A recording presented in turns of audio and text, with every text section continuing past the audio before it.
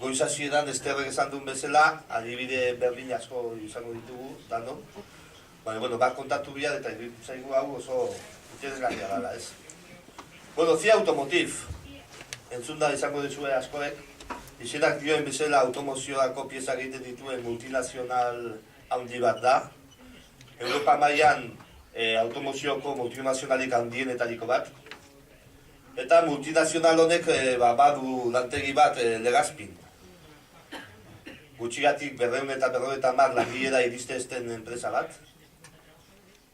Jakingo dizue 250tik pasatzen bagera 13ko konbitea izango genula, ba ez gara pasatzen, garai batia pasatzean, jetxi izan da gehiago kostakoa pasatzea, ez?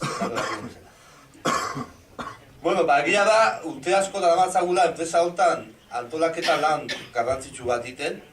Delegatuek lan oso ona egiten dutela zentzu hortan, ez?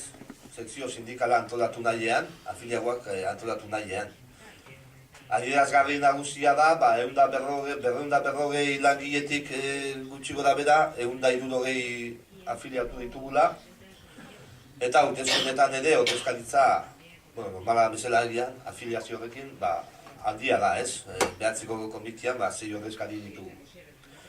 Egia da, sekzio sindikal oso gogorra dela, negoziaketa edo gatazka bat dagoenean, bai barne negoziaketa edo gatazka izan, edo kanpokoa izan, indar handia aurkezten dugu beti, enpresa hortan. Eta hau dana horrela izan da, egunen batean, zuzendaritzak erabaki bat hartzen. Eta erabaki hori da, nolabait komitea, sesio sindikala, sindikatuak eta danak baztertu, alde batera utzi, eta langile eta zuzendaritza artean harreman zuzenak sortzea.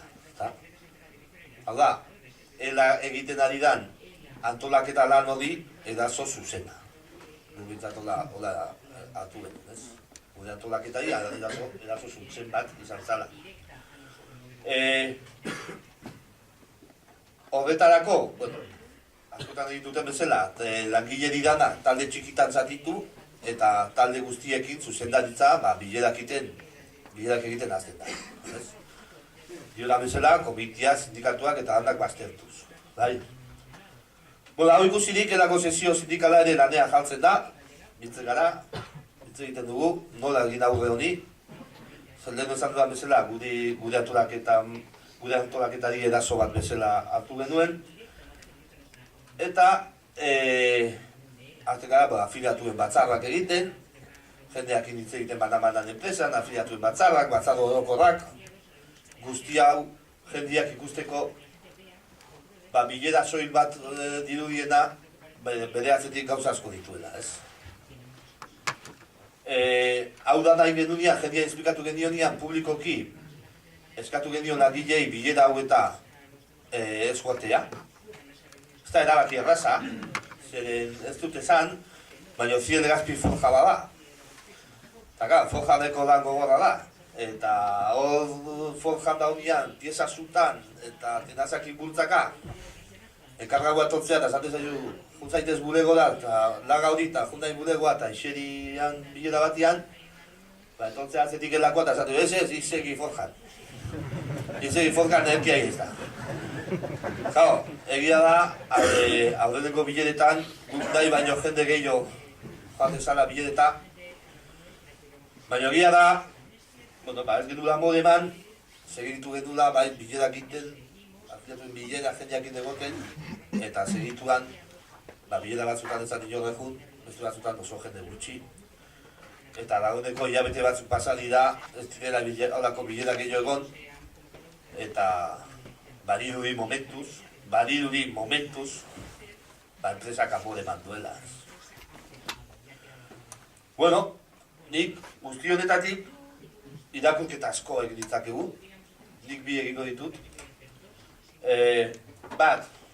Lehen esan dudana, gure antolakuntzari aurre egiteko lana izan zala. Enpresa kultura berri hau nire ustez ere, bada gure antolakuntza planari aurre egiteko zerbait. Noski ez da ela kaltetzeko bakarrik. Helburu nagusia langileria kaltetzea da, ez ela kaltetzea. Baina beraiek ondo dakite langilei kaltetzeko lanak erasotu behar dituztela. Nork egin behar dio aurre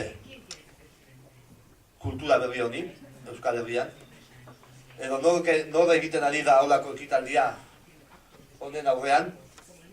Nortzuk, zenbatek? Gu badakigu nor egiten ari garen, eta beraiek ere oso ondo dakite, gu ez gara bakarrak hori dakitenak. Eta bigarren irakurketa honen aurrean ez gara despistatuta egon bihar.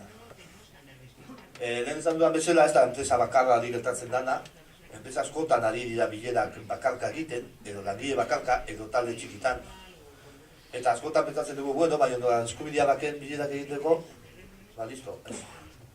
Horren ondorioak, larriak izan ditzake, gure antolakuntza planari erasotzen ari badira, hor antolakuntza gatazka bat egon daiteke, hau da, beraiek antolatzen ari direlako da, eta beraiek antolatzen ari dira gu antolatzen ari garelako. Eta antolatzen eta gatazka hori irabazten duenak, ba izango du langileen babesaren saria. Beraz, bueno, nire usteet besterik gabe, ezin gara despistauta egon, 100 lortu genuen, beste enpresetan lortu daitekela, eta lortu daiteke antolatzen bagera.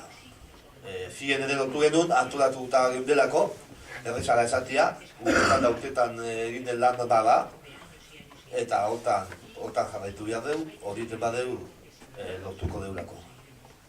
Zer gabe, ezkerrezko.